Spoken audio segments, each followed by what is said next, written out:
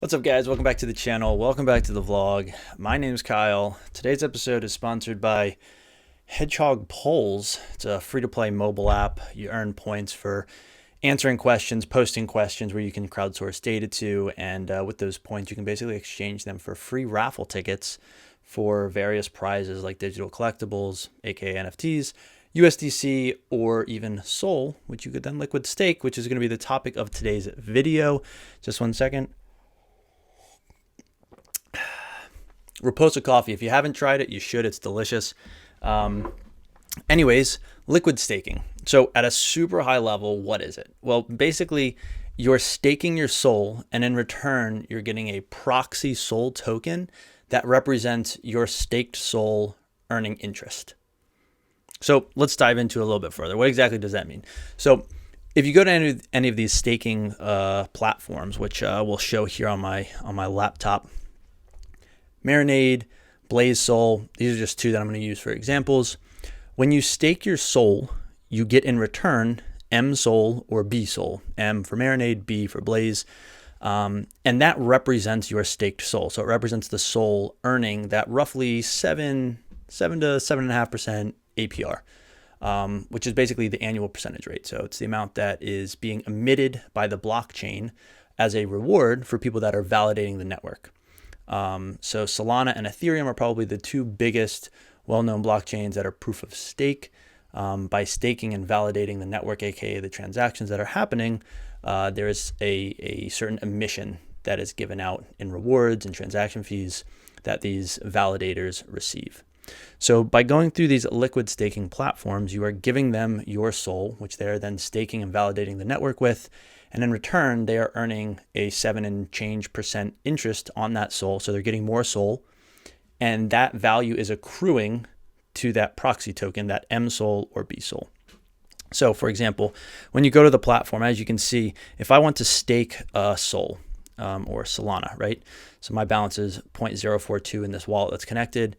If I were to put 100 SOL into Marinade liquid staking, you can see that the conversion rate is 1 M SOL for every 1.13 SOL. So I would receive 88.417 M SOL. The reason is this represents SOL that's earning that 7% interest. As you can see here, the APY right now is roughly 7.11%, and that already includes a 6% performance fee. That's the convenience fee you're paying for the liquid staking. If you want to switch, you can switch to native, which means you won't receive that liquid token. You will actually be locking up your SOL or staking it, but you'll receive a slightly higher APY. But today we're just going to be talking about liquid staking. So same thing if you go to B SOL or Blaze, right? If you want to stake here, you could say, okay, I want to put in 100 SOL, and you'll get 92.9 B SOL. Now, ignore the fact that you're getting different amounts of SOL, right? You're getting 92 B SOL here, but on Marinade, you're only getting 88. You might be thinking, well, that's weird. If I were to start a new liquid staking platform right now called Kyle Stake, and I said, okay, you give me 1 SOL, and I'll give you K SOL in return, which represents your APY earning staked SOL, right? Well, right now on day one, it would be a 1-to-1 exchange. So if you gave me 100 SOL, I would give you 100 K SOL, which would be even more than both B SOL and M SOL. Why is that? Well, because my platform has not accrued any staking rewards yet.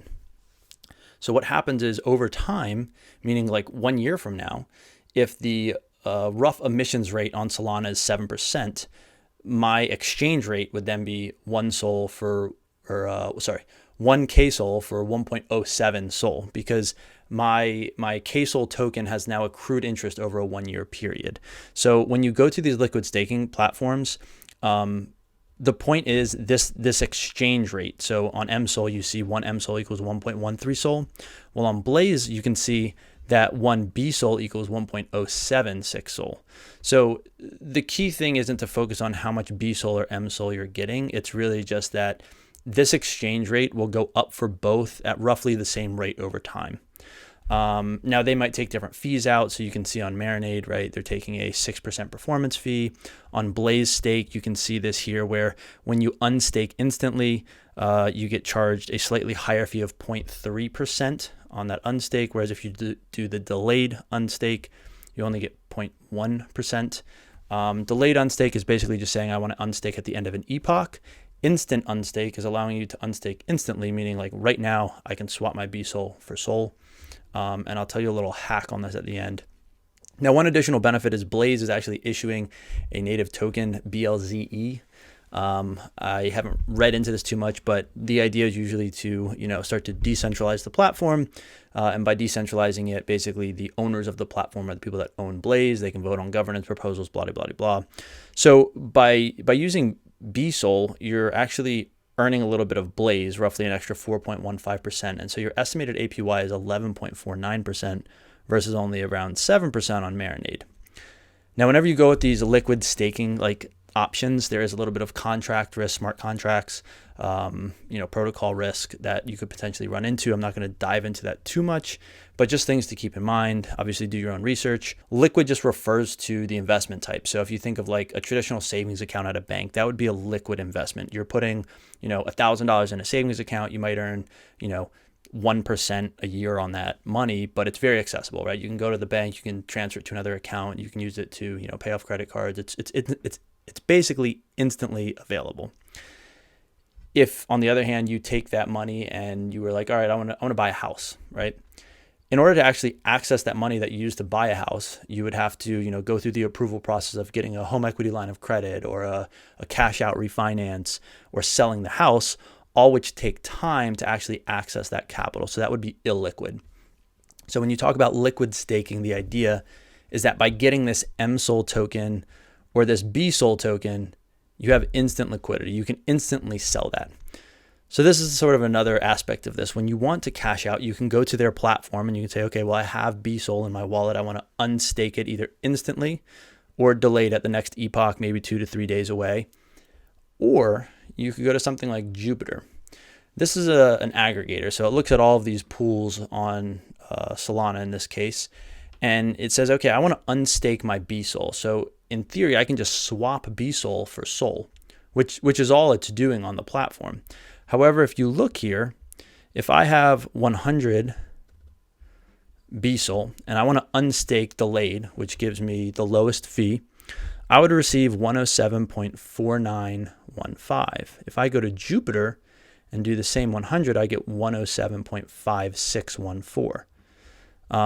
So you can see 4.9 versus 5.6. I'm actually getting more SOL back by just selling my BSOL or swapping my BSOL for SOL on something like Jupiter.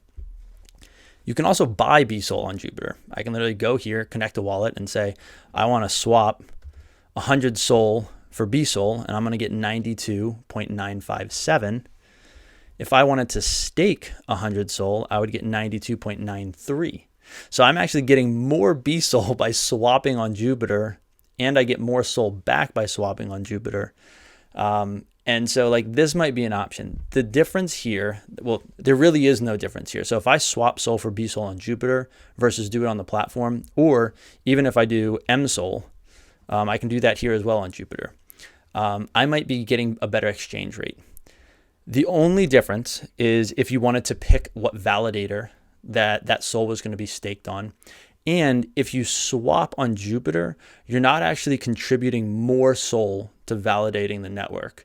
You're basically taking somebody else's proxy token, BSOL or MSOL, from them in these pools where you're swapping.